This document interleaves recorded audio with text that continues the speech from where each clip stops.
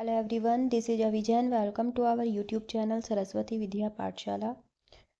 तो फ्रेंड्स, हमारा टॉपिक जो चल रहा था वो था कला के तत्व, वही कंटिन्यू करेंगे।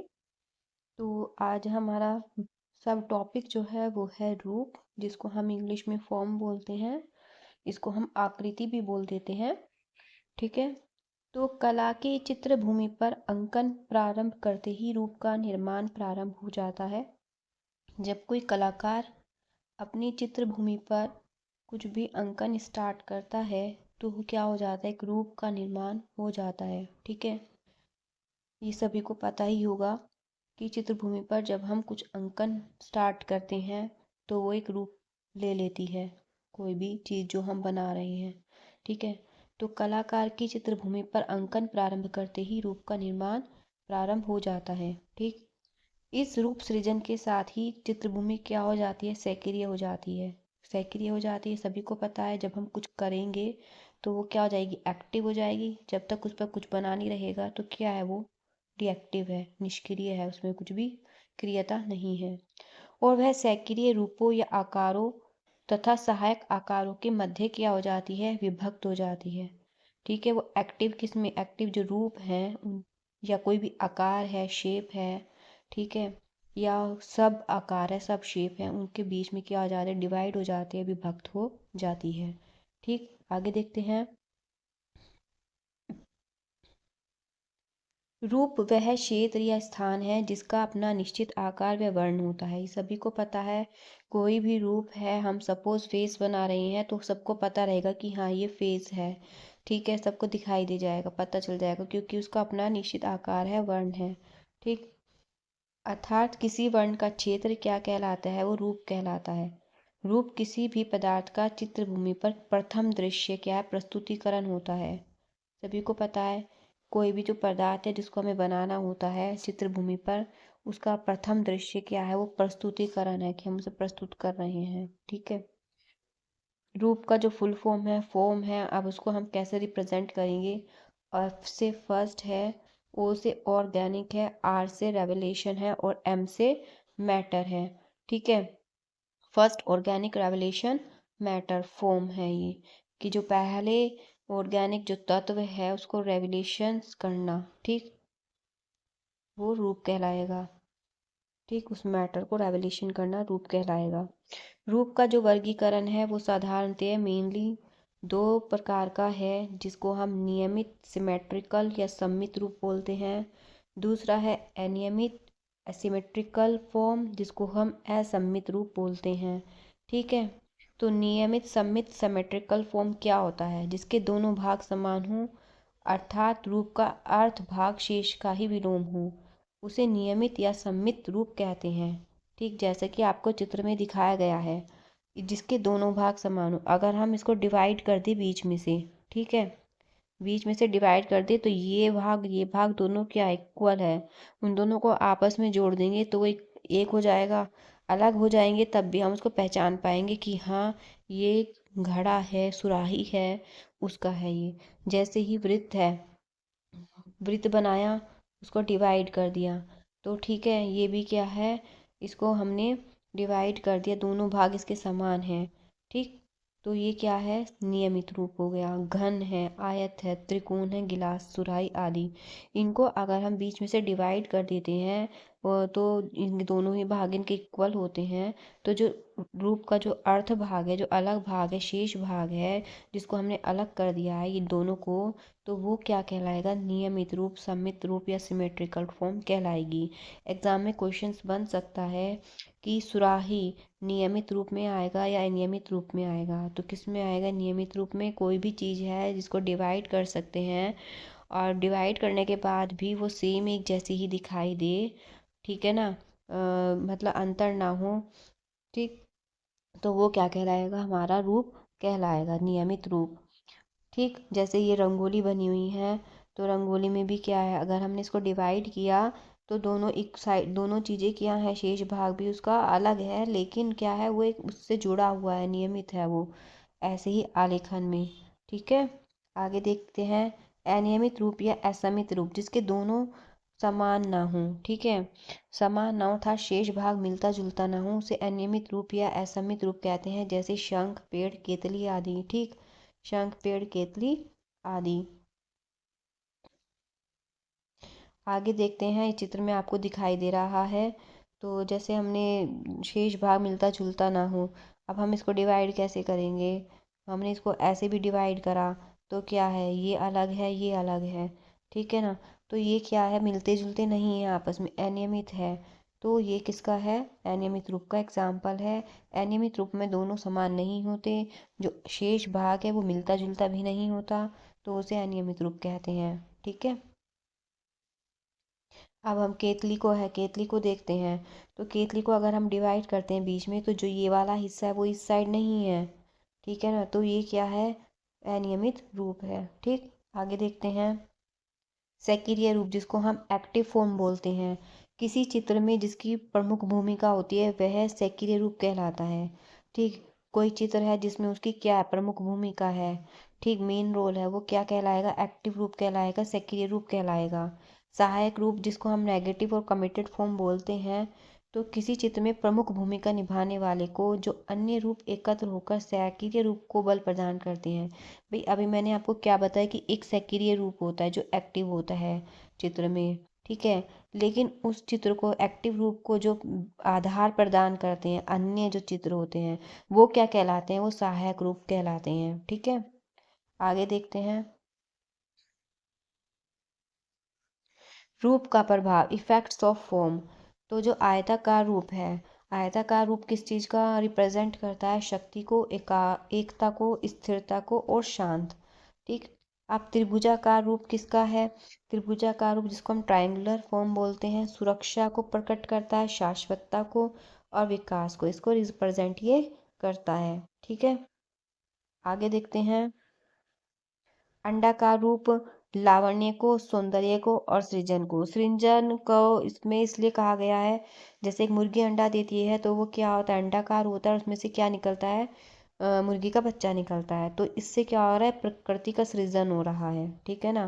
तो इसलिए ये सृजन हुआ है, ठीक है। लावण्य और सौंदर्य को प्रकट करता है अंडाकार रूप, ठीक। वृत्ताकार रूप पूर्णता को, क्योंकि पूर्ण है अपने आप में, आकर्षण को और एक गति को भी और विशालता को भी ये प्रकट करता है। विलोम त्रिभुज, उल्टा त्रिभुज, ठीक है। भाई जो आपका सीधा त्रिभुज था, ये त्रिभुजाकार रूप था, ये सुरक्षा, शाश्वतता और विकास था। लेकिन अब क्या है, उल्टा त्रिभुज जो है वो अशांति हो जाएगा, अनिश्चितता हो जाएगा, लिप्तता और शीघ्र परिवर्तन हो जाएगा, ठीक। अब मेन जो पॉइंट्स हैं, वात्स्यायन के कामसूत्र में भी रूप भेद को चित्रकला के अंक के रूप में ही व्याख्या की गई है, ठीक है। वात्स्यायन के कामसूत्र में भी। रंग, बात करते हैं अब रंग की। रंग सभी को पता है, मैंने अपनी पहली वीडियो में भी रंग के बारे में बहुत कुछ बताया था, देख लेना। वर्ण प्रकाश का गुण होता है, कोई स्थूल वस्तु नहीं होती, इसका कोई स्वतंत्र अस्तित्व भी नहीं होता, बल्कि क्या होता है, अक्षपटल द्वारा मस्तिष्क पर पड़ने वाला एक प्रभाव होता है, ठीक है। ये होता है रंग। प्रकाश की किरणें जब किसी वस्तु के ऊपर पड़ती है तो वस्तु प्रकाश को परावर्तित करती है, जो रंग के रूप में दिखाई देती है। बताया था मैंने, ये जो प्रकाश की किरणें हैं जब किसी वस्तु पर पड़ती है तो क्या है, वो प्रकाश की को परावर्तित कर देती है, कि किरणें प्रकाश को परावर्तित कर देती है और कुछ उसमें एब्जॉर्ब कर लेती है। जैसे ये सेब है, ठीक है, सेब क्या है, ये सेब रेड रंग का है। अब इस पे क्या है, प्रकाश की किरणें पड़ी, ठीक है। तो इसने क्या करा, प्रकाश की किरणों को परावर्तित कर दिया और उसने सिर्फ एक रेड रंग की जो किरण थी उसको एब्जॉर्व किया है, ठीक है। बाकी को क्या कर दिया, बाकी को उसने परावर्तित कर दिया, जिसको एब्जॉर्व किया वो उसके रूप में वो दिखाई देता है। इसलिए जो सेब होता है वो लाल रंग का दिखाई देता है। मैंने अपनी पहली वीडियो में इसको बहुत डिटेल से समझाया है, आप जाकर देख सकते हैं। आगे देखते हैं, मनुष्य के नेत्र की रेटिना में दो प्रकार की प्रकाश सुग्राही कोशिकाओं की बहुत बड़ी मात्रा होती है, रोड्स जिसको हम शलाका बोलते हैं, कोन जिसको हम शंकु बोलते हैं। ये भी मैंने अपनी पहली वीडियो में बताया था, आप जाकर इसको देख सकते हैं। रोड्स जो होती है प्रकाश और अंधकार के अंतर को पहचानती है, ठीक है, रोड्स से। और जो रोड्स में बैंगनी रंग का वर्णक होता है, इसमें प्रकाश संवेदी वर्णक रोडाप्सिन पाया जाता है। कौन से जो होता है शंकु, वो रेटिना की ऐसी कोशिकाएं जो मोटी और छोटी होती हैं, अथवा शंकुआकार होती है उसे दृष्टि शंकु हम बोलते हैं। ठीक। रेटिना की ये कोशिकाएं प्रकाश के रंगों के लिए क्या होती है, सुग्राही होती है। और इन्हीं कोशिकाओं के कारण ही क्या होता है, विभिन्न रंगों का आभास होता है, सुग्राही ग्रहण करने वाली होती है। ठीक है। जैसे लाल नीला पीला, रेटिना के द्वारा ही ऐसे हमें कलर्स का फील होता है, कलर्स का आभास होता है। कौन में आयोडाप्सिन नामक वर्णक पाया जाता है, इंपॉर्टेंट है, ध्यान रखना इसको। कौन में कौन सा वर्णक पाया जाता है, आयोडाप्सिन। न्यूटन के अनुसार न्यूटन ने 1660 में प्रिज्म के माध्यम से जब प्रकाश को गुजारा तो उसमें रंगों का समूह पाया गया, जिसे किसकी संज्ञा दी गई, स्पेक्ट्रम। क्वेश्चंस बनता है कि न्यूटन ने प्रकाश के रंगों की खोज कब की थी, 1660 में की थी। ठीक है।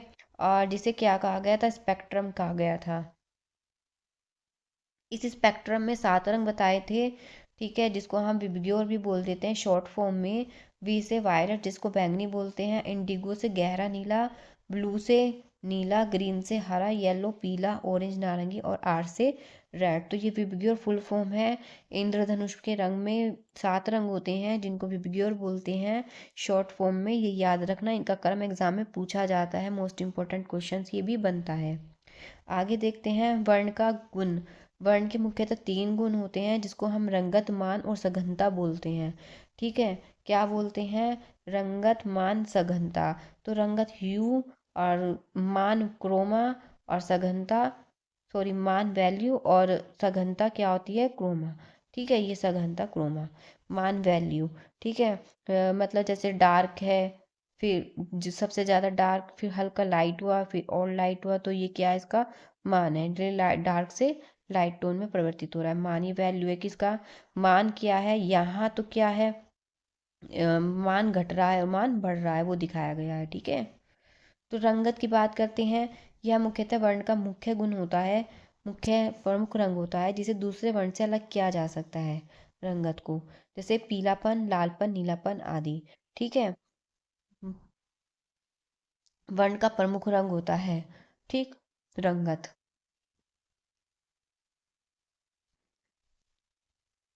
मान रंगत में हल्केपन और गहरेपन को कहते हैं, डार्क एंड लाइट शेड।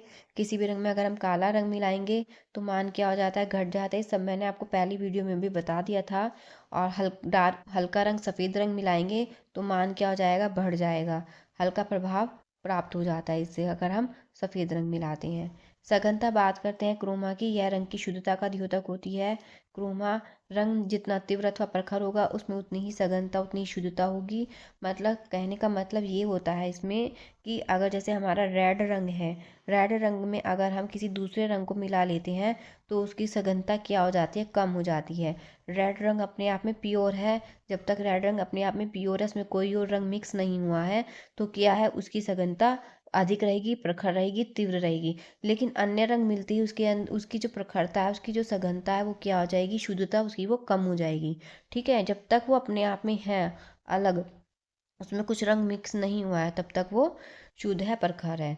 तो रंग के उच्चतम तान को टिंट कहते हैं। ठीक है। जो हमारा उच्चतम तान है, सबसे उच्चतम तान है, उसको क्या कहते हैं, टिंट कहते हैं। और जब से निम्न तान होता है उसको छाया या शेड कहते हैं। ठीक है। जैसे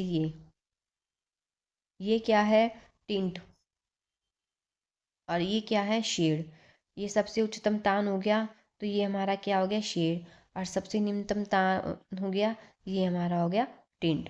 ठीक है। शेड डार्क होती है, टिंट जो होता है वो लाइट होता है। इस बात का ध्यान रखना, ये भी क्वेश्चन बनता है। सूत्र, टिंट में क्या होता है, रंगत, और क्या मिलाया जाता है, सफ़ेद रंग। ठीक है। तो ये क्या दिखाता है, प्रकाश को, उच्चतान को और मान वृद्धि को। शेड क्या होता है, रंग है, रंग में हम क्या मिलाएंगे, काला रंग। तो ये किसको दिखाएगा, काला रंग छाया को दिखाएगा। तान इसका क्या हो जाएगा, निम्न हो जाएगा, और मान इसका कम हो जाएगा। शेड टिंट, शेड और टिंट को मिक्स करा, रंगत और धूमिल रंग। ठीक है। मतलब सफ़ेद और काले रंग को दोनों को मिक्स कर दिया तो धूमिल, सघनता, क्षय, कर्म हो जाएगा। ठीक है। आगे देखते हैं। जर्मन वैज्ञानिक जो थे ऑसवर्ल्ड, उन्होंने 8 रंगों का एक वर्ण चक्र प्रस्तुत किया था, जिसमें क्या थे, 4 मुख्य रंग थे और 4 द्वितीय रंग थे। ठीक है। उन्होंने 8 रंगों का क्रम प्रस्तुत किया था। तो मनोवैज्ञानिकों ने 4 प्रमुख रंग कौन कौन से माने थे, हरा, पीला, लाल और नीला। वैसे कौन से माने जाते हैं, लाल, नीला, पीला, लेकिन उन्होंने हरे को भी इसमें ऐड किया है। आगे देखते हैं रंग के प्रकार।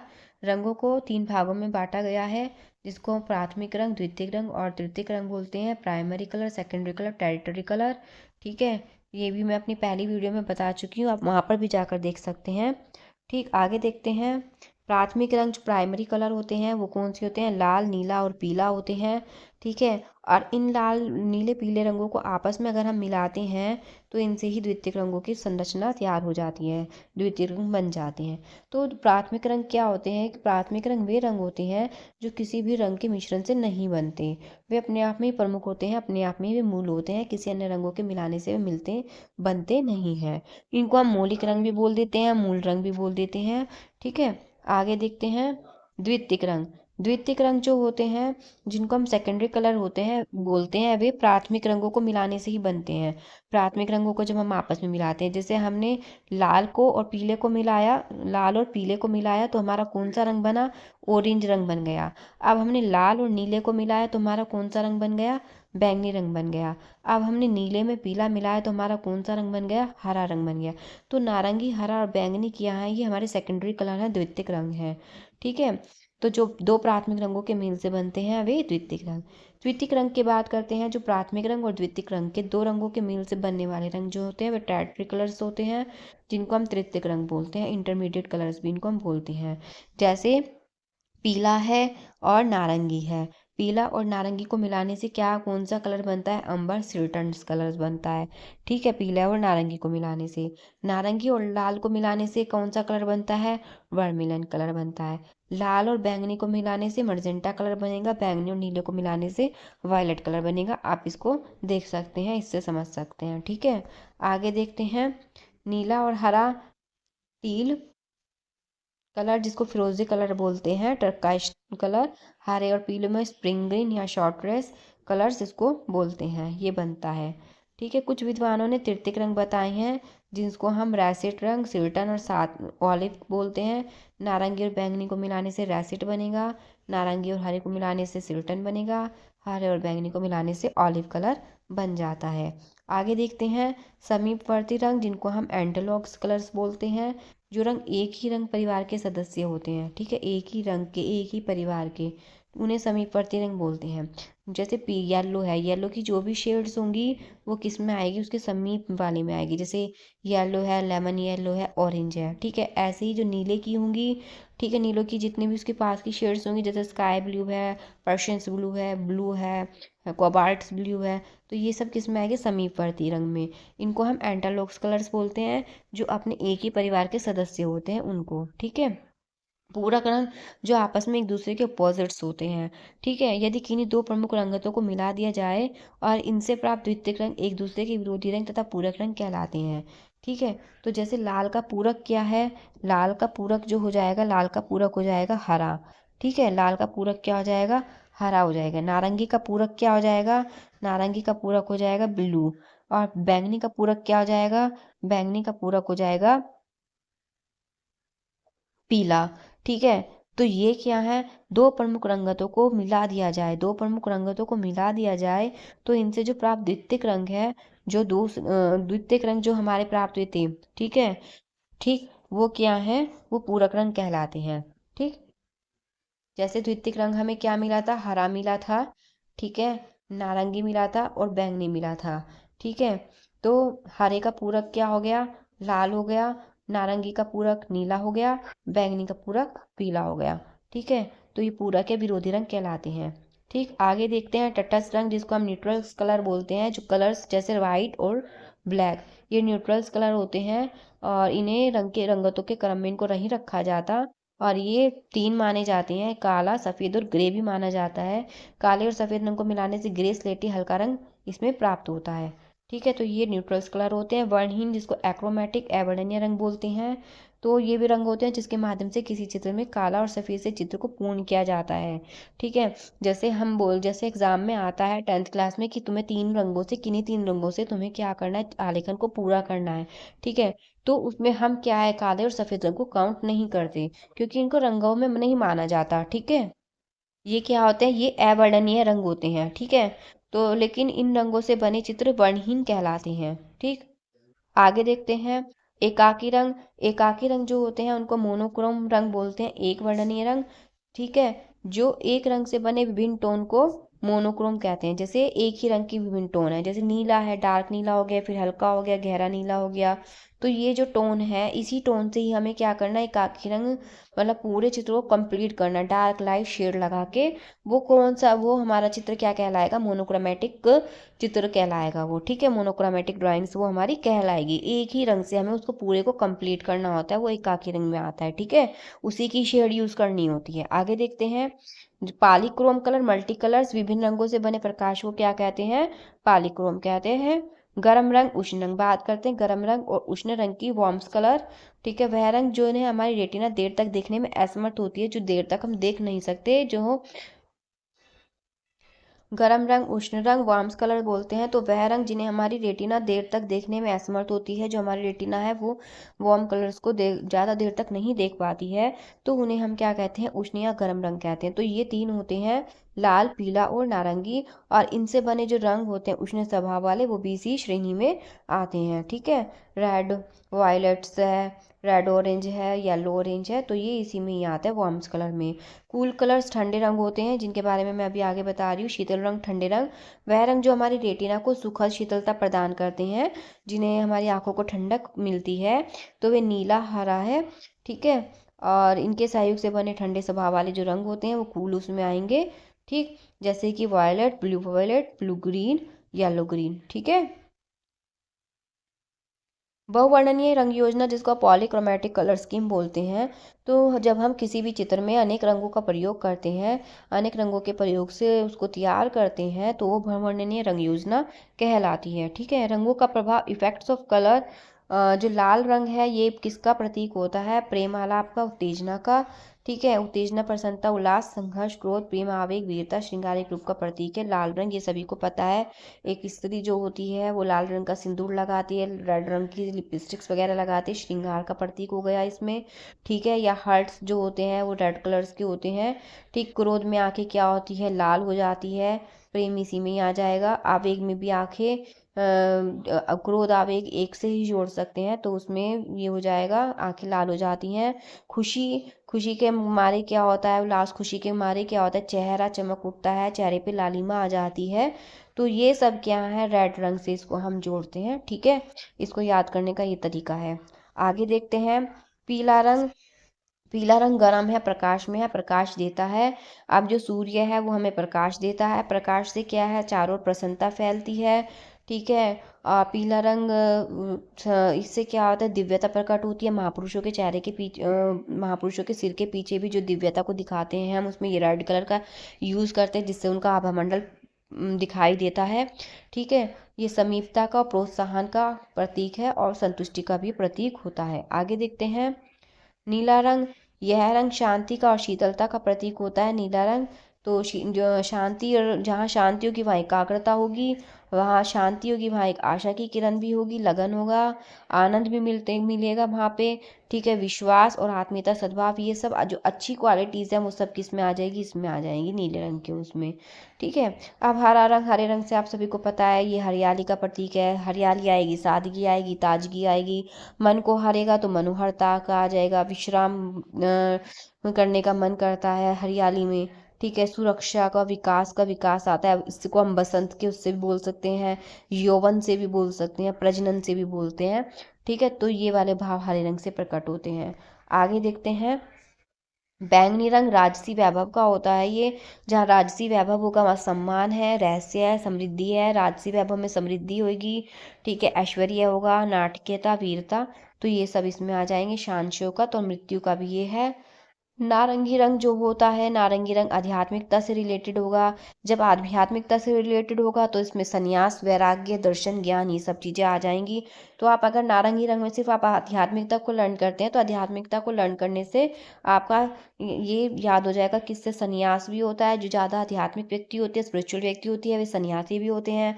उनमें वैराग्य की भावना भी होती है। वे फिलोसोफर्स भी होते हैं, दार्शनिक होते हैं, दर्शन का भी उनको ज्ञान होता है, तो ज्ञान भी आ जाएगा इसमें। ठीक है, गर्व, प्रेरणा, तो इससे एक पॉइंट से आपके कितने पॉइंट्स इसमें ये याद हो जाएंगे। ठीक है, आगे देखते हैं, सफ़ेद रंग। सफ़ेद रंग जो होता है वो शांति का प्रतीक होता है। ठीक है, शांति का प्रतीक वो होगा भाई, जहाँ सच्चाई है वहाँ शांति है, पवित्रता है, शुद्धता है। भाई सफ़ेद रंग को देखने से आपको उज्ज्वलता भी दिखाई देगी, और ठीक है, शांति भी दिखाई देगी, पवित्रता दिखाई देगी, ठीक है, साफ सुथरा सा दिखाई देता है सफ़ेद रंग के, उससे शुद्धता। तो ये सब क्या है, सफ़ेद रंग में आ जाएगा। आगे देखते हैं, काला रंग तटस्थ रंग है।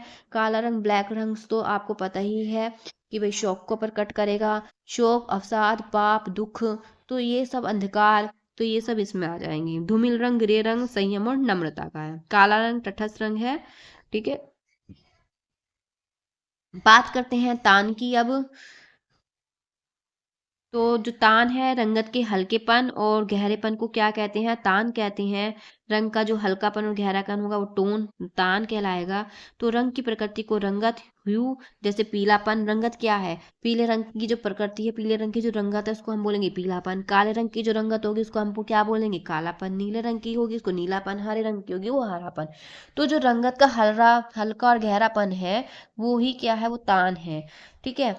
तान रंगत के सफेद, जिसको व्हाइट टिंट, तथा काले, ब्लैक शेड, ठीक है। टिंट में सफेद रंग मिलाते हैं, शेड में ब्लैक रंग मिलाते हैं। इसका ध्यान रखना, मोस्ट इंपॉर्टेंट है, एग्जाम में आता है। और इसी से ही सफेद और काले रंग के मिलाने से हमें अनेक प्रकार के टोन्स हमें प्राप्त हो जाते हैं, ठीक है। मात्रा के अंतर से अलग अलग मात्रा हम मिलाएंगे, काला रंग ज़्यादा मिलाएंगे तो ज़्यादा डार्क हमें टोन प्राप्त हो जाएगा, ठीक है। ऐसे कोई भी चित्र तान के अभाव में अधूरा रहेगा, ठीक, बिल्कुल सही बात है। यथार्थ अंकन के लिए तान आवश्यक तत्व है। आगे देखते हैं, तान का वर्गीकरण मुख्य रूप से इसको 3 भागों में बांटा है, लाइट टान, मीडियम टान और डार्क, ठीक है, टोन। तो प्रकाशित हल्की टान ये लाइट में आएगी, मध्यम टान मीडियम में आएगी, छाया और गहरी टान जिसको डार्क टोन भी बोलते हैं। तो 3 टोन इसमें बताई हैं। जो पास की आकृति होगी वो गहरी तान, ठीक है। पास की आकृति को हम क्या है, पास का जो चित्र होगा वो हमें क्या दिखाई देता है, अब हम अपनी आंखों से नॉर्मली अगर हम देखते हैं तो जो हमें पास की वस्तु है वो हमें बड़ी भी दिखाई देती है, पास की वस्तु जो होती है वो हमें क्लियर भी दिखाई देती है, पास की वस्तु जो होती है उनमें हमें डार्क कलर्स दिखाई देंगे, ठीक है। तो पास की आकृति को गहरी तान से हम संयोजित करेंगे, गहरी तान, उसमें गहरी टोन्स का यूज करेंगे, डार्क टोन का यूज करेंगे, डार्क टोन्स में लगाएंगे, ठीक है।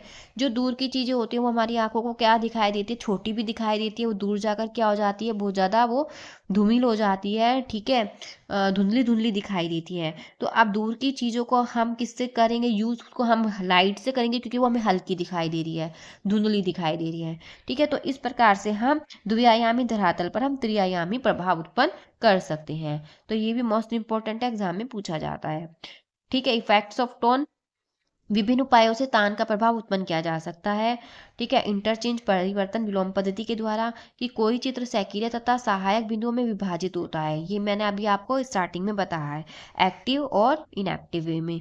तो ऐसे में अगर उनका मान बदल दिया जाए, उनकी टोन बदल, उनकी वैल्यू बदल दी जाए, तो तान का प्रभाव क्या होता है, बढ़ जाता है, ठीक है।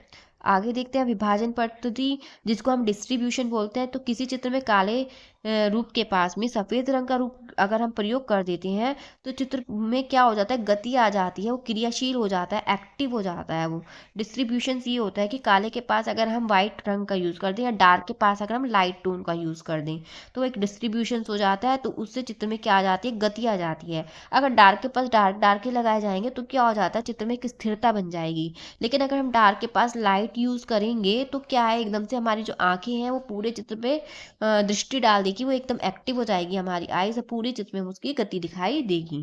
क्रम स्थापना, जिसको हम ग्रेडेशंस बोलते हैं। तो किसी चित्र के निष्क्रियता को क्रम स्थापना पद्धति द्वारा जीवित रूप दिया जा सकता है, ठीक है। निष्क्रियता को क्रम स्थापना पद्धति के द्वारा चित्र जीवित रूप दिया जा सकता है। स्थान, किसी चित्र में दो असामान्य क्षेत्र की आकृति, कोई दो असामान्य क्षेत्र है, उनकी आकृति एक ही तान के हैं और उसके क्षेत्र को क्या हो जाता है, वो महत्व होता है, उसका समान आकार होने पर तान का जो महत्व होता है वो बढ़ जाता है। दो असामान्य क्षेत्र की आकृति है और एक ही तान की है तो उस क्षेत्र का महत्व होता है, समान आकार होने पर तान का महत्व क्या हो जाएगा, वो बढ़ जाएगा, वो टोन, ठीक है, वो टोन का महत्व जो होता है, वैल्यू जो होती है उसकी वो बढ़ जाती है। आगे देखते हैं, तीन प्रकार के तारों से निम्नलिखित प्रभाव उत्पन्न होते हैं। अगर हम लाइट दिखाएंगे, जैसे सफेद रंग है आपका, ठीक है, लाइट टोन में सफेद रंग यूज होएगा, तो भाई वो उल्लास का, प्रसन्नता का, खुशी का होगा। ये हमने व्हाइट रंग क्वालिटीज देख ली। मीडियम टान जो होगी वो संघर्ष उत्तेजना में आ जाएगी आपकी, जो ऐसे हमने ग्रे कलर्स के उससे देखा था, ठीक है। अब गहरी जो डार्क टान होगी वो किसके, विनाश को, रहस्यमय को, ठीक है, विषाद को, इन सब चीजों को इसका अपोजिट हो जाएगा गहरी तान में, ठीक है। आगे देखते हैं पोतवयन, टेक्सचर। किसी भी वस्तु के धरातल का जो गुण होता है वो क्या कहलाता है, वो पोत कहलाता है, टेक्सचर कहलाता है। कि हम उस पर जो हमारा धरातल है, हमारा जो सरफेस है, सरफेस भी बोल देते हैं इसको, जो हमारा सरफेस है वो हमारा कैसा है, धरातल जो है, जो हमारा सरफेस है वो कैसा है, ठीक है। जैसे बहुत सारी शीट्स आती हैं, ऑयल्स कलर की अलग शीट्स आती हैं, ठीक है, तो उसका टेक्सचर थोड़ा अलग होता है, उसमें डॉट डॉट दाने दाने से होती हैं। कुछ हैंडमेड शीट्स अलग आती है, उसका थोड़ा टेक्सचर अलग होता है, ठीक है। कुछ कोमल होते हैं, कुछ खुरदरे टेक्सचर्स होते हैं, ठीक है। तो इस प्रकार से जो धरातल का जो गुण होता है, जो क्वालिटीज होती है उसकी, वो ही हमारा पोत कहलाता है। इंग्लिश में उसको टेक्सचर बोलते हैं। और कला के तत्वों में टेक्सचर्स का भी, पोत का भी विशेष महत्व होता है। और पोत को हम वयन भी बोल देते हैं, ठीक है। चित्रकारों को इसके प्रयोग में विशेष कुशलता प्राप्त करना अनिवार्य होता है, ठीक है। अब पोत वयन का वर्गीकरण, क्लासिफिकेशन ऑफ टेक्सचर। पोत को हम तीन भागों में डिवाइड कर सकते हैं, जिसको हम प्राप्त पोत, प्राकृतिक पोत जो हमें नेचर से प्राप्त होती हैं, अनुकृत पोत जो होते हैं वो कॉपीड होती हैं, सृजित पोत जिसको हम क्रिएट करते हैं, ठीक है, ये होती हैं। तो प्राप्त पोत, प्राकृतिक पोत की अगर हम बात करते हैं, नेचुरल टेक्सचर की, तो इसके अंतर्गत वे सभी धरातल आ जाते हैं जो प्रकृति और मानव निर्मित होते हैं। तो प्रकृति के द्वारा होंगे निर्मित या मानव के द्वारा, जैसे काष्ठ फलक, लकड़ी का फलक जो होगा, या पत्थर पे है, पत्थर, ठीक है, ये सब क्या प्रकृति या मानव निर्मित होते हैं। पदार्थ चित्रण में कलाकारों को इसका अध्ययन स्पर्श करके भी करना चाहिए। अनुकृत पोत, कॉपी टेक्सचर्स क्या होता है, अनुकरण पद्धति के द्वारा जो निर्मित होते हैं। यदि भारतीय लघु चित्रों का अध्ययन करते हैं तो हमें स्पष्ट हो जाएगा कि पोत का प्रयोग अनुकृति के आधार पर होते हुए भी अलंकृत बन पड़ा है, ठीक है। आगे देखते हैं सृजित पोत, जिसको हम क्रिएटेड टेक्सचर कहते हैं, जो यंत्रों साधनों की सहायता से इसका हम निर्माण करते हैं।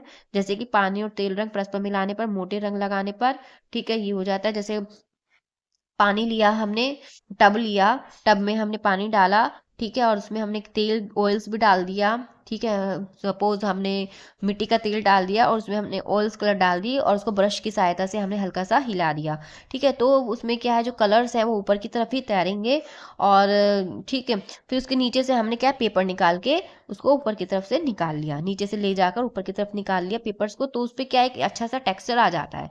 तो इसी प्रकार से हम जैसे नाइफ से लगाते हैं, नाइफ से कलर्स लगाते हैं, तो उससे क्या, एक मोटा मोटा टेक्सचर हमारा आ जाता है, ठीक है। आगे देखते हैं। आधुनिक कला में कोलाज पद्धति पोत के प्रति सजगता से विकसित हुई है, और इसी प्रकार पारदर्शी कागज को सतह पर चिपकाकर उससे भी पोत का निर्माण किया जाता है, ठीक। तो चाकू के प्रयोग से भी, नाइफ के प्रयोग से भी इन्हीं प्रकार के पोत सृजित किए जाते हैं। मैंने जैसे बताया था, मोटे मोटे कलर्स लगा के नाइफ से। आधुनिक कलाकार पिकासो की कृतियों में पोत की आपको विविधता देखने को मिलेगी। आप उनके चित्रों को जरूर अवलोकन करना, जरूर देखना, आपको एहसास हो जाएगा, अपने आप ही फील हो जाएगा कि उन्होंने किस प्रकार से चित्रों का प्रिंट बनाया है पोत टेक्सचर्स देकर। पोत के निम्नलिखित प्रकार होते हैं, जैसे खुरदरा पोत जिसको रफ टेक्सचर्स बोलते हैं, स्मूथ जिसको चिकना बोलते हैं, कोमल सॉफ्ट, और कठोर हार्ड टेक्सचर्स बोलते हैं। तो ये निम्नलिखित प्रकार हैं, ठीक है। अंतराल, अंतराल की बात करते हैं। चित्रकार का कार्य क्षेत्र ही क्या कहलाता है, अंतराल कहलाता है, स्पेस कहलाता है, जिस पर चित्रकार क्या है, अपना कार्य करते हैं। तो चित्रकार जो होता है, चित्रभूमि द्विआयामी होता है। जो चित्रभूमि द्विआयामी होता है उस पर जब चित्र बनाते हैं वो त्रिआयामी प्रभाव उत्पन्न होता है, ठीक है। यही अंतराल अथवा स्थान होता है। अतः हम कह सकते हैं कि चित्रकार का वह क्षेत्र जिस पर वह रूप का निर्माण करता है, जिस पर वह रूप का निर्माण करता है, चित्रकार का वो क्षेत्र जिस पर रूप का निर्माण करता है, वो अंतराल कहलाता है। ये इसका डेफिनेशन हो गया। अंतराल चित्र का वह तत्व है जिसके अभाव में संयोजन असंभव है। जब तक अंतराल नहीं होगा, जब तक स्पेस नहीं होगा, तो क्या है, संयोजन करना भी असंभव है। अंतराल के अन्य नाम, विष्णु धर्मोत्तर पुराण में मार्कंडे मुनि ने अंतराल को स्थान कहा है। क्या कहा है, स्थान कहा है। अभिलाषितार्थ चिंतामणि सोमेश्वर प्रथम ने अंतराल का स्थान क्या है, अंतराल को निरूपण कहा है उन्होंने, ठीक है। सम्रांगण सूत्रधार में भूमि बंधन कहा है, ये याद रख लेना,